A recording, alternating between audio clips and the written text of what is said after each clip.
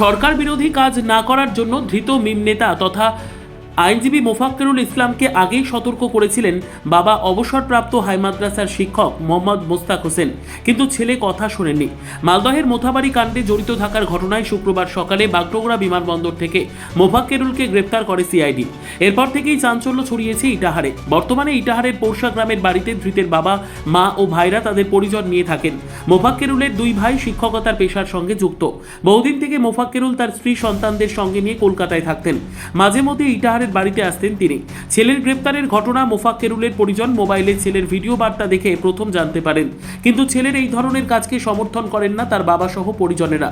2014 সালে জালিয়াতি কাণ্ডে দক্ষিণ দিনাজপুর জেলা পুলিশের হাতে গ্রেপ্তার হয়ে প্রায় 42 দিনের হাজতবাস হয় মোফাক্কেরুলের। এছাড়াও 2014 ও 2009 সালে রায়গঞ্জ আদালতে দুটি পৃথক জামিনযোগ্য ধারায় মামলা রয়েছে মোফাক্কেরুলের বিরুদ্ধে। শুনিনি, আমি মোবাইলে দেখেছি। কি দেখলাম? যে ও বললো কি যে আমি অ্যারেস্ট হয়ে গেছি এই অমুক জায়গায়, কিন্তু অমুক জায়গায় যাচ্ছিলাম। মালদায় যে একটা আন্দোলন করছিলেন সেটা দেখে না, ও বলছি যে আমি ওটাতে ছিলাম না, ওটাতে আমি আসছিলাম, আমাকে জবরদস্তি করে বক্তব্য দিতে নিয়ে গেছিলো যে আমাকে ধরেছে। আমি যাচ্ছিলাম অন্য কাজে বাগডোগরা। আচ্ছা, আমি ওটা কাজে আসিনি। আপনার ছেলে কি বাড়িতে যাতায়াত করে? পরে মাঝে মধ্যে সম্পর্ক আপনাদের সঙ্গে আছে? সব সম্পর্ক আছে। এমনি কীরকম ধরনের কথাবার্তা উনি কেন বললেন, কী ব্যাপার, কী জানেন? খবর জানা কেন বলে, কিসের জন্য বলে তো জানি। উনি আইনজীবী পাশ করার পর কি উত্তর দিনাজপুরে প্র্যাকটিস করতেন? না, প্রথম থেকে হাইকোর্ট। এইটা কতখানি ঠিক মনে করেন আপনারা?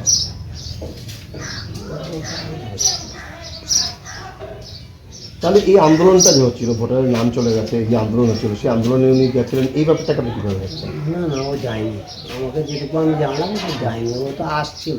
আচ্ছা বাগডোগরা আসছিল, রাস্তায় এই ঘটনা। আচ্ছা, না বাগডোগরাতে অ্যারেস্ট হয়েছে, কিন্তু মালদায় যে আন্দোলনটা করেছে বাগডোগরায় আসছিল, আচ্ছা। রাস্তায় এই ঘটনা। আচ্ছা, তখন উনি ওখানে দাঁড়িয়ে যান। দাঁড়িয়ে যায়, কিছু লোক ডেকে হয়তো বক্তব্য দিতে নিয়ে যায়। ওরা ফটোতে দেখে আমি বক্তব্য দিচ্ছি। আচ্ছা, আপনার ছেলেদেরও বোধহয় কোনো মাদ্রাসা, এটা দুই ছেলে আছে, ওনারাও কি ওখানে পড়াশোনা করান? করে। আমি বারবার মানা করেছি, শুনে না। আমি ওটা পছন্দ করি না, কারণ ও কি পশ্চিমবাংলার ঠিকা নিয়েছে যেগুলো করে বলা যায়, আমি ওটা পছন্দ করি না। তাহলে এখন যা হচ্ছে সবটা আইনে হওয়া উচিত, কি বলে? আইনে হবে। আমরা সান্ত্বনা দিচ্ছি, বাড়িতে চুপচাপ থাকো, আইনে যা হয় তাই হবে। গভর্নমেন্ট বিরোধী কোনো কাজ করতে যাবি না, কোনো বক্তব্য দিবি না। মানে আপনিও সমর্থন করছেন না? ভালো লাগে না। এমনি অফিসিয়ালি কোনো খবর টবর দিয়েছে কোনো থানা পুলিশ থেকে? না, দেয়নি। কেউ আসছে না। ব্যুরো রিপোর্ট, উত্তর বাংলা সংবাদ।